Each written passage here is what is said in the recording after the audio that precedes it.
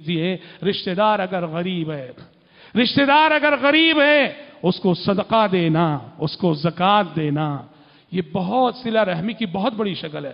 خرچ کرنے والوں کی جہاں بنیادی اور بڑی بڑی غلطیاں ہیں، ان میں سے ایک بہت بڑی غلطی یہ دیکھی جاتی ہے کہ اگر اللہ نے مجھے مال دیا ہے، میں دنیا جہاں پہ خرچ کر رہا ہوں اور میرے اپنے قریبی رشتہ دار علاج کے لیے پیسہ نہیں ہے، عید کی خوشیاں منانے کے لیے پیسہ نہیں ہے، میری سخاوتیں دنیا والوں پر ہیں اور میرے رشتہ دار کو دینے کی مجھے توفیق نہیں ہوتی۔ اور یہ خرچ کرنے والوں میں یہ مرض آپ دیکھیے، آپ خود دیکھ سکتے ہیں۔ یاد رکھیے، ہماری واجبی زکوٰۃ ہو جو سالانہ نکلا کرتی ہے، یا ہمارے نفلی صدقات ہو، اس کے سب سے زیادہ مستحق ہمارے اپنے رشتہ دار ہیں۔ پیارے نبی نے فرمایا، اگر تم عام کسی غریب کو صدقہ دیتے ہو تو وہ تو محض ایک صدقہ ہے، لیکن اگر کسی رشتہ دار غریب کو صدقہ دیتے ہو تو یہاں ڈبل اجر و ثواب پاؤ گے۔ ایک تو صدقے کا اجر و ثواب اور دوسرا صلہ رحمی کا اجر و ثواب۔ آپ نے غریب رشتہ دار کو صدقہ دے کر صدقہ بھی کیا ہے اور صلہ رحمی بھی کی ہے۔ اور ایک حدیث میں تو آپ صلی اللہ علیہ وسلم نے فرمایا، رشتہ دار ہے، غریب ہے اور ہم سے جلنے والا ہے۔ ہاں، رشتہ دار غریب اور ہم سے جلنے والا ہے، ایسے رشتہ دار کو دیا جانے والا صدقہ یہ سب سے افضل صدقہ ہے۔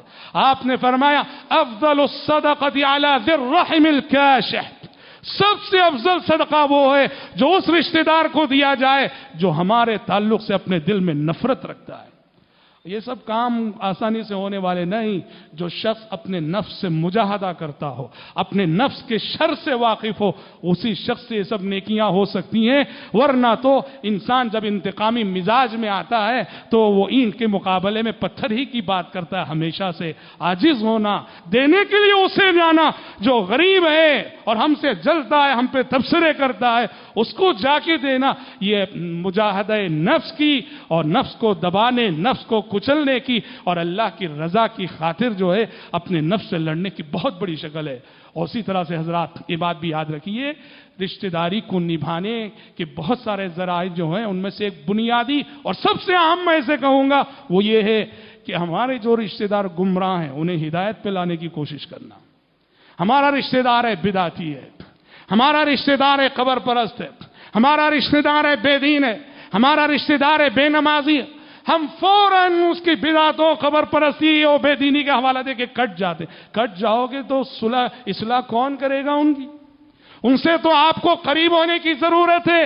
رشتہ داری ایک سبب ہے، ایک ذریعہ ہے جس کے ذریعے سے آپ ان سے قریب ہو سکتے ہیں۔ اور دیکھو پیارے نبی صلی اللہ علیہ وسلم جب نبی بنائے گئے، رسول بنائے گئے، آسمان سے آنے والی وحی نے آپ کو تعلیم دی، وَأَنذِرْ عَشِيرَتَكَ الْأَقْرَبِينَ، اے پیغمبر آپ سب سے پہلے اپنے رشتہ داروں کو ڈرائیے، اپنے رشتہ داروں تک تبلیغ کیجئے۔ یہی وجہ ہے پیارے نبی صلی اللہ علیہ وسلم دعوت اسلام کو لے کر سب سے پہلے اپنے رشتہ داروں سے مخاطب ہوئے۔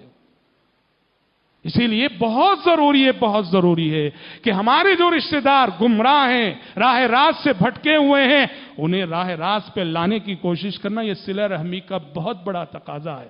تعلقات کو مت بگاڑیے رشتہ داروں کے ساتھ۔ ہاں، وہ بھی ایک مرحلہ آتا ہے جہاں آپ دیکھتے ہیں ہر طرح سے کوشش کر کے مایوس ہو گئے آپ، اور ان سے تعلقات رکھنے کی صورت میں بات بننے کے بجائے بگڑ رہی ہے، اور دوسرے افراد خاندان ان کی بدعت اور خرافات سے متاثر ہو رہے ہیں۔ ایسا مومنٹ جب آتا ہے آپ ان سے دوری اختیار کیجئے، ورنہ اصل تو یہی ہے کہ آپ ان کی اصلاح کی خاطر، ان کی سدھار کی خاطر آپ تعلقات کو برقرار رکھیے، ان سے قریب ہونے کی کوشش کیجئے۔